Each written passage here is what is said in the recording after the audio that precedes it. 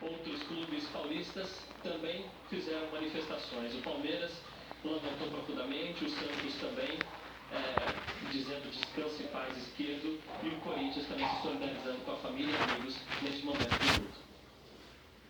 Valeu, Vitor, obrigado. Olha, agora a gente vai fazer o seguinte, fazer conexão com o Rafael Sibila.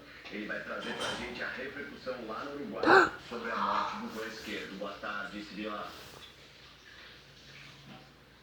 Fala, André, tudo bem? Estou aqui em Buenos Aires, em frente ao consulado do Uruguai, onde há muita repercussão por conta da morte do goleiro esquerdo em todo o continente. Foi destaque nos principais jornais da América do Sul. Muitos clubes da América do Sul também fizeram homenagens.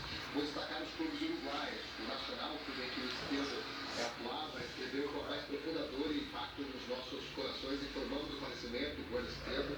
Todo o Nacional está de luto por essa perda irreparável. Penharol, o grande rival do Nacional, subiu uma mensagem